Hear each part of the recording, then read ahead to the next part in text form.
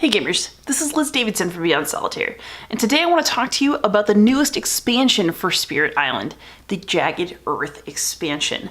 So I have some prototype pieces, a sampling of what is going to be in this expansion, and I can't wait to talk to you guys about it. One of the first most obvious changes is that while these A, B, C, and D land tiles are just like the ones in the base game, but I just got like laminated versions, there are also a couple of new ones. What this is going to do is it's going to make this game playable with up to 6 players. It's also going to give us some interesting new land configurations, including pieces of land that are separated from each other. Also, on top of getting a couple of new adversaries, a couple of new scenarios, and as well as some new event and power cards, we are going to get several new spirits, 2 of which are now out to reviewers. So as you can see, these are prototype pieces. There's no art yet, but I know it's going to be great because Spirit Island is one of my absolute favorite games and has consistently been awesome through the base game and the first expansion. Oh, also, by the way, the spirits in this game and the powers that they have and the cards that are in the game presuppose that you are going to have the Branch and Claw expansion to the base game, which is the first expansion for Spirit Island. So in order to get maximum excellence out of these new spirits, as you can see, there are these different symbols that are from the Branch and Claw expansion. You're going to need both the base game and expansion number 1 in order to get full play out of expansion number 2. As you can see, Finder of Paths Unseen is going to be a spirit that has a lot of powers that are based on movement around the land. So there are definitely special rules having to do with that, innate powers that allow you to move different beings around from different lands, ways to spend energy to consider non-adjacent bits of land adjacent.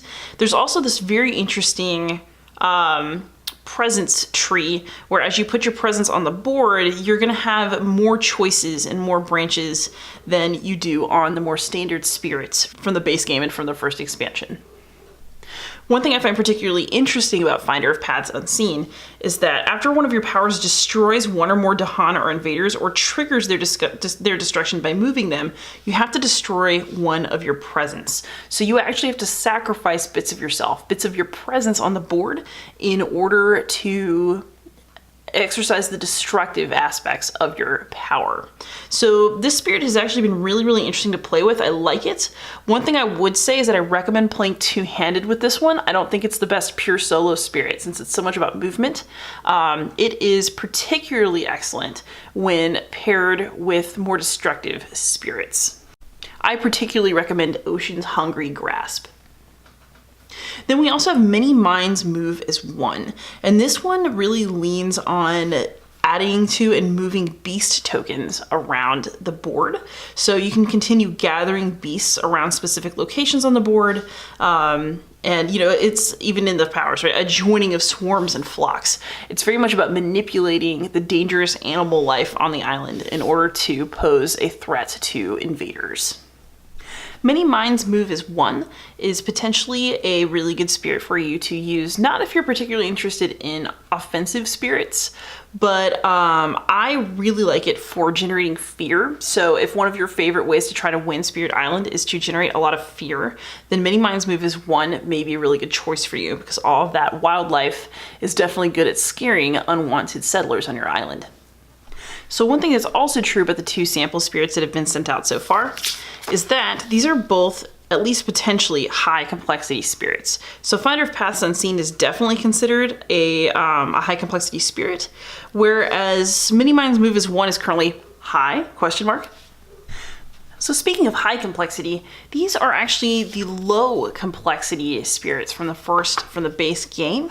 And if you like playing these spirits but you want to spice them up a bit, the expansion for the Jagged Earth expansion is going to add some ways for you to mess with the innate powers and the special rules for each spirit so that you can spice up your game, change the way the spirit plays, and maybe have a slightly higher complexity experience with a low complexity spirit.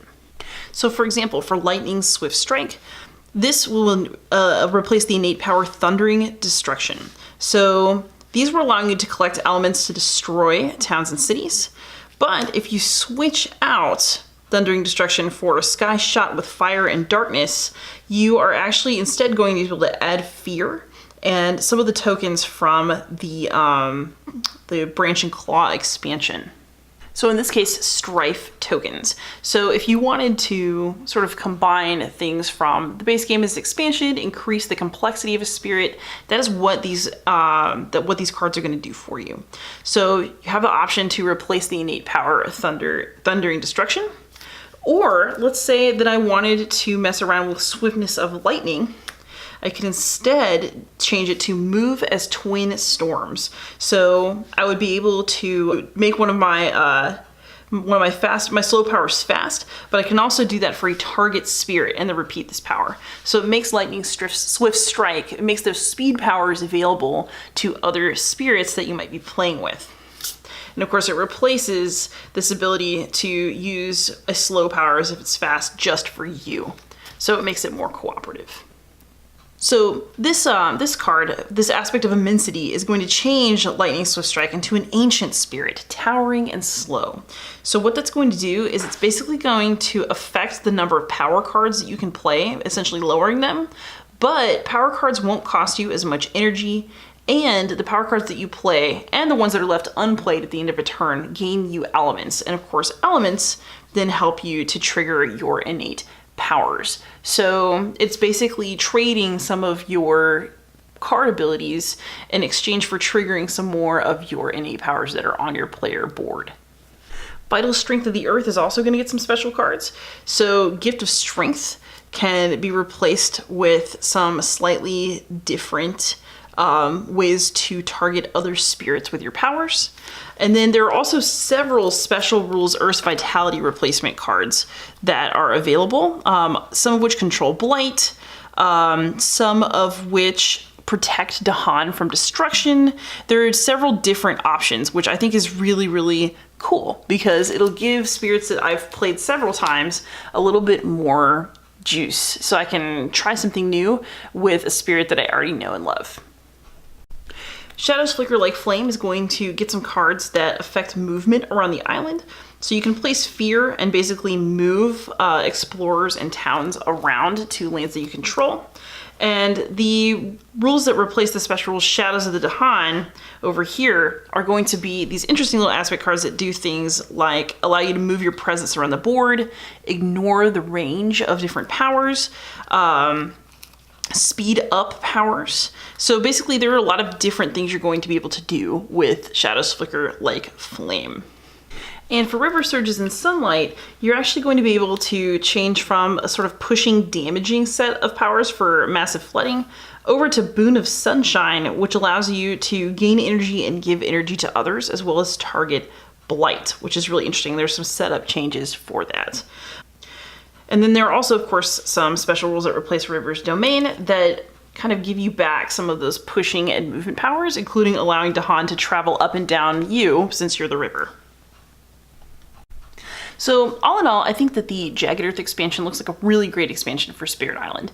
It is giving you not only a bunch of new spirits, scenarios, adversaries, but it's also giving you some ways to freshen up your spirits that you know a little bit better because you've already played them so many times through the use of aspect cards. So I like that this game continues to offer new and interesting strategies, continues to push me to play in new ways. Spirit Island is one of my absolute favorite games, and I feel like this expansion is just going to be more of what I've come to enjoy and expect from this game. So if you already like Spirit Island and it's the game for you, then I think that the Jagged Earth expansion is definitely something that I would go for.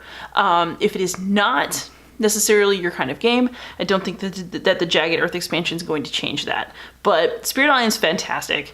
Jagged Earth is going to offer some new ways to experience and enjoy it, and I am definitely going to back it because Spirit Island is one of my games, and I am very excited about what it continues to offer me as a player. Absolutely check out the Spirit Island Jagged Earth campaign. It is live on Kickstarter for the next 23 days or so. I'll put the actual dates in the show notes. Happy gaming.